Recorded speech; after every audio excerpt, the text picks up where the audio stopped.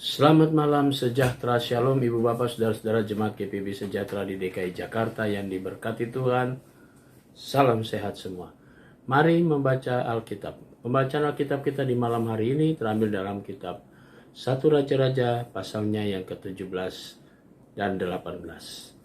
Kita siapkan Alkitab kita berdoa. Kami mengucap syukur, kami berterima kasih kepadamu Tuhan Yesus, karena Engkau sudah menuntun dan memimpin langkah kami sampai pada malam hari ini. Kini saatnya kami akan memasuki tidur malam kami. Namun sebelumnya kami akan membaca Alkitab yang berintikan firman Allah. Karuniakan kepada kami kuasa Roh Kudus-Mu yang akan menguatkan tubuh kami, sehingga kami dapat membaca Alkitab yang berintikan firman Allah, dan kami fokus dalam pembacaan Alkitab. Terima kasih Tuhan, kami mau serahkan doa kami dalam nama Yesus Kristus, Tuhan dan Juru Selamat kami yang hidup. Amin. Pembacaan Alkitab pada malam hari ini terdapat di dalam 1 Raja-Raja pasal 17 dan pasal 18. Elia di tepi sungai Kerit.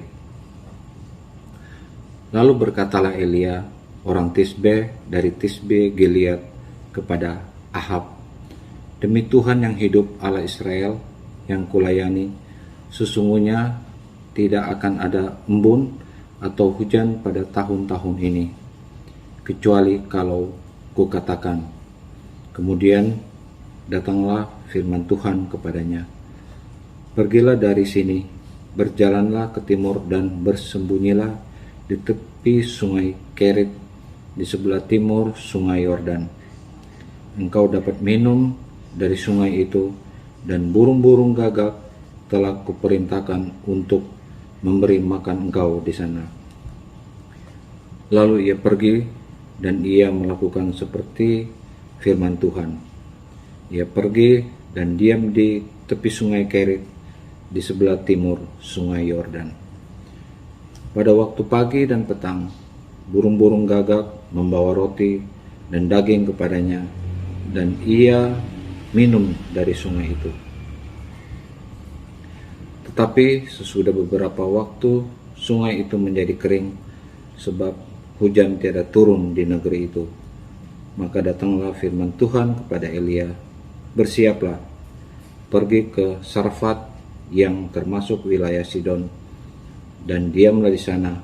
Ketahuilah, aku telah memerintahkan seorang janda untuk memberi engkau makan.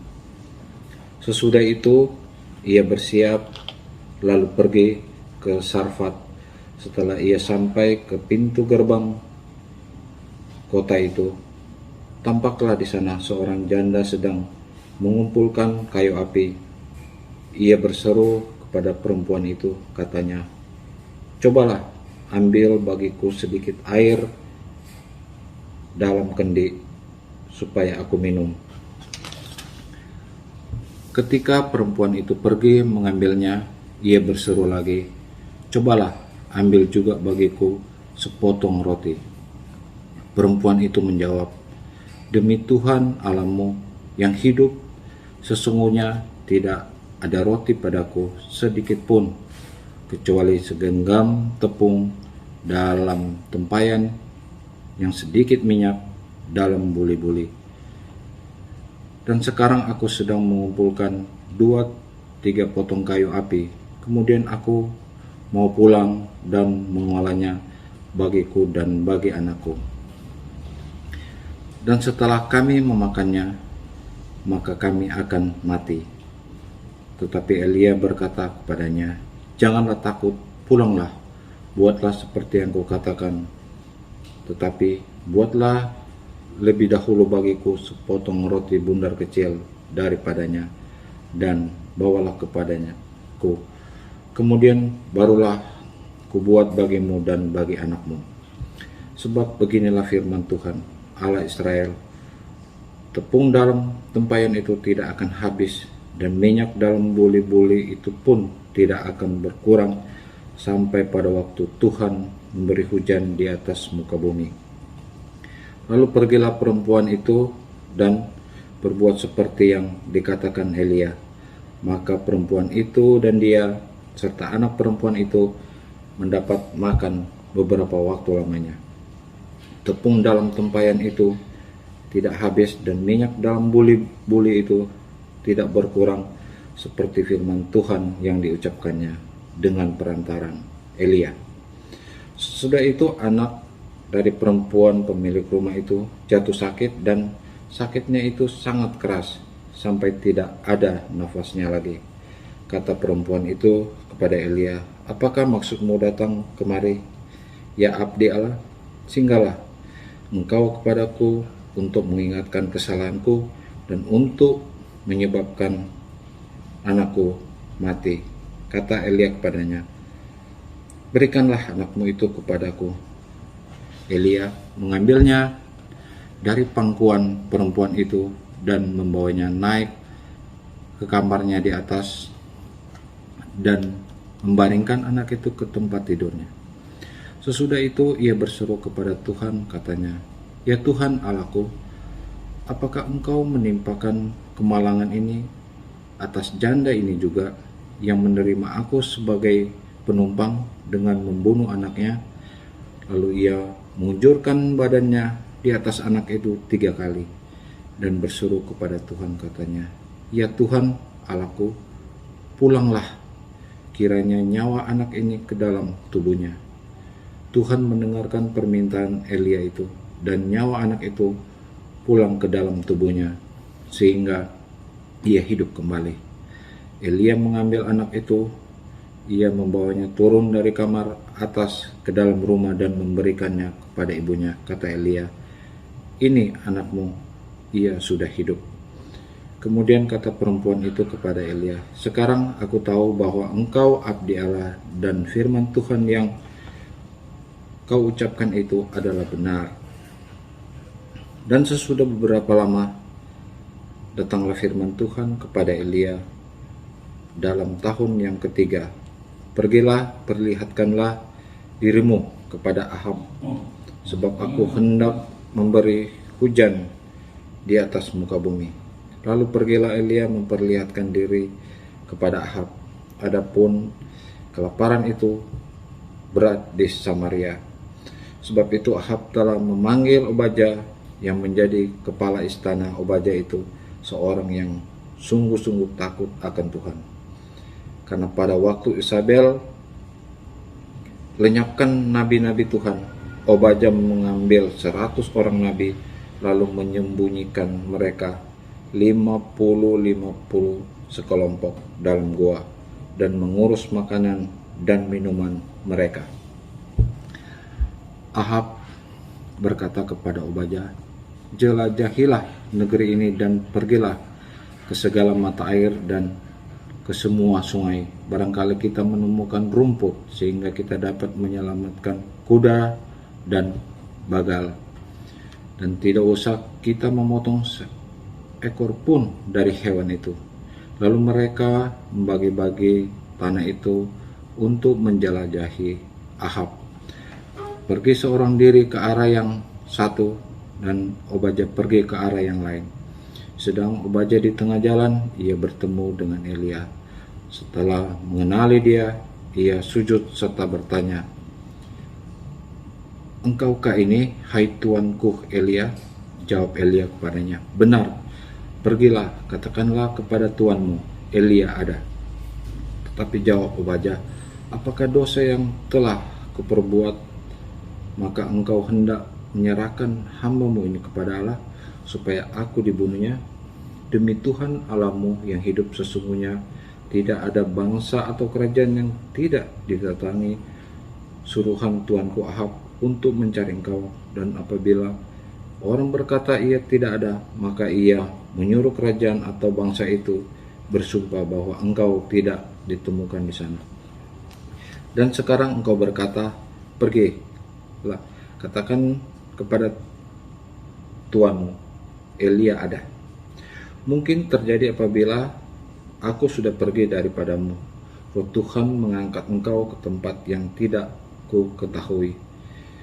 Kalau aku sampai kepada Ahab untuk memberitahukannya dan engkau tidak didapatinya, tentulah ia akan membunuh aku, padahal hamba-Mu ini dari sejak kecil takut akan Tuhan. Tidakkah diberitahukan kepada Tuanku apa yang telah kulakukan pada waktu Isabel membunuh nabi-nabi Tuhan? Bagaimana aku menyembunyikan 100 orang nabi-nabi Tuhan dalam gua, 50 sekelompok, dan mengurus makanan dan minuman mereka? Dan sekarang mengapa engkau ini berkata, pergilah, katakan kepada tuanmu, Elia ada, ia pasti akan membunuh aku. Jawab Elia, demi Tuhan semesta alam yang hidup, yang kulayani, sesungguhnya hari ini juga aku akan memperlihatkan diri kepadanya. Lalu pergilah Obadya menemui Ahab dan memberitahukan hal itu kepadanya. Kemudian Ahab pergi menemui Elia. Segera sesudah Ahab melihat Elia, ia berkata kepadanya, engkaukah itu yang mencelakakan Israel? Jawab Elia kepadanya, bukan aku yang mencelakakan Israel, melainkan engkau ini dan kaum keluargamu, sebab aku telah meninggalkan perintah-perintah Tuhan dan engkau ini telah mengikuti para Baal.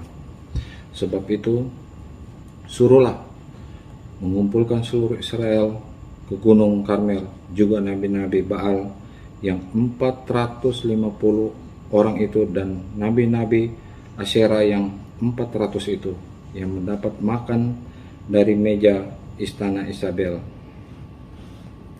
Ahab mengirim orang itu ke seluruh Israel dan mengumpulkan nabi-nabi itu ke Gunung Karmel.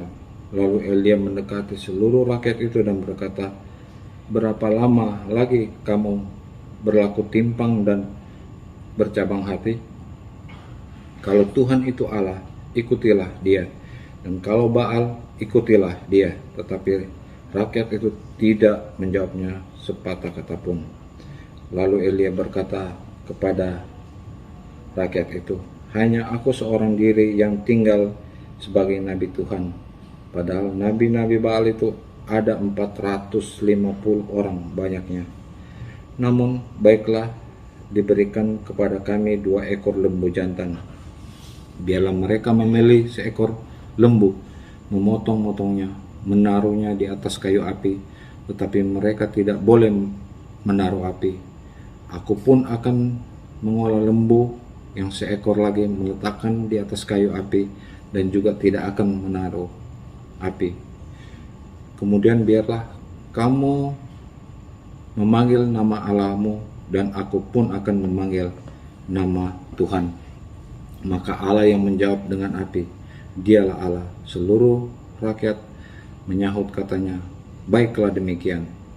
Kemudian Elia berkata kepada nabi-nabi Baal itu, pergilah, pilihlah seekor lembu dan olahlah itu dahulu, karena kamu ini banyak. Sesudah itu panggillah nama Allahmu, tapi kamu tidak boleh menaruh api.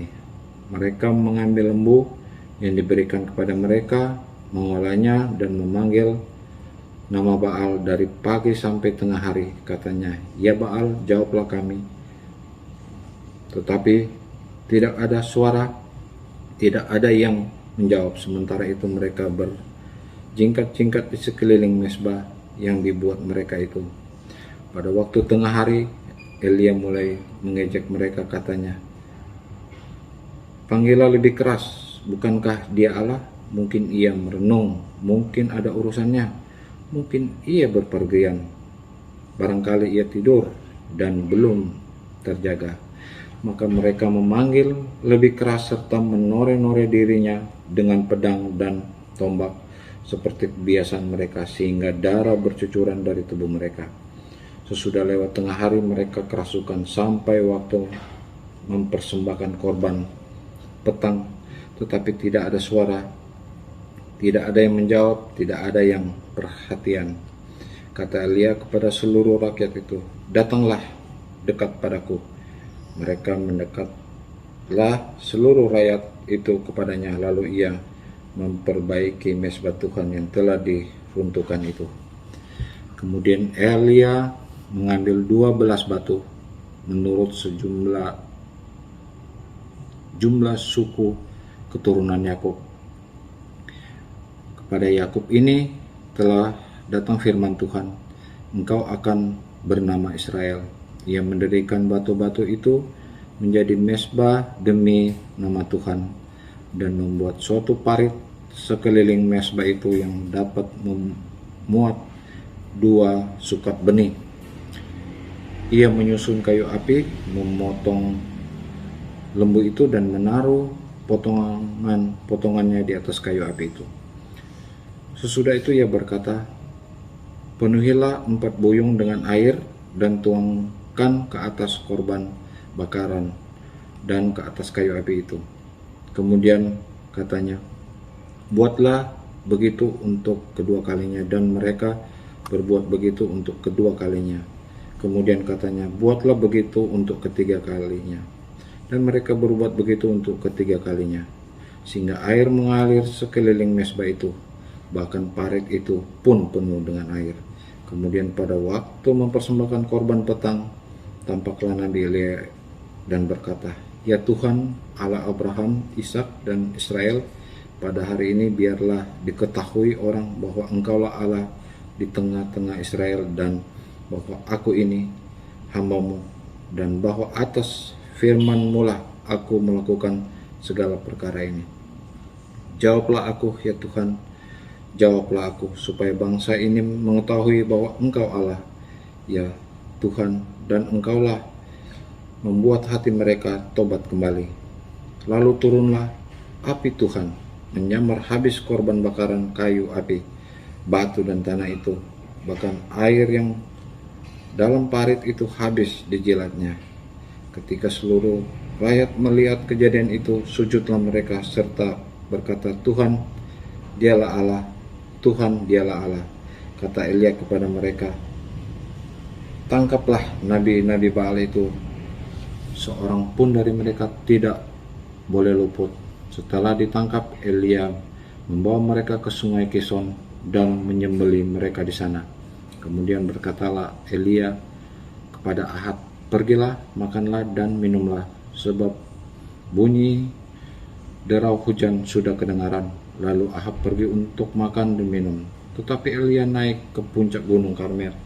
Lalu ia membungkuk ke tanah dengan mukanya di antara kedua lututnya. Setelah itu ia berkata kepada bujangnya, naiklah ke atas, lihatlah ke arah laut.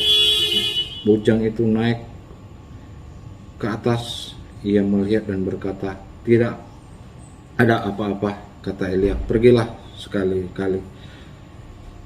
Demikianlah sampai 7 kali. Pada ke-7 kalinya berkatalah bujang itu, wah, awan kecil sebesar telapak tangan timbul dan dari laut. Lalu kata Elia, pergilah, katakan kepada Ahab, pasang keretamu dan turunlah, jangan sampai engkau terhalang oleh hujan. Maka dalam sekejap mata langit menjadi kelam oleh awan badai, lalu turunlah hujan yang lebat. Ahab naik kereta lalu pergi ke Yesel. Tapi kuasa Tuhan berlaku atas Elia. Ia mengikat pinggangnya dan berlari mendahului Ahab sampai ke jalan yang menuju Yesreel. Demikianlah pembacaan Alkitab pada saat ini. Saudara-saudara, mari kita berdoa. Bapa di surga, kami mengucap syukur. Kami berterima kasih Tuhan sudah menuntun kami dalam pembacaan Alkitab. Kami akan memasuki tidur malam kami. Tuhan, Engkau melindungi kami, Engkau menjaga kami sepanjang istirahat malam kami. Besok pagi kami boleh bangun kembali dengan kekuatan yang berasal dari Tuhan untuk kami dapat menjalankan panggilan dan pengutusan kami. Kami berdoa untuk jemaat GPIB Sejahtera di DKI Jakarta, tiap pribadi, tiap keluarga. Terima kasih Tuhan Yesus. Kami mau serahkan doa kami dalam nama-Mu, Yesus Kristus, Tuhan dan Juru Selamat kami yang hidup. Amin. Selamat malam, selamat beristirahat. Tuhan memberkati saudara.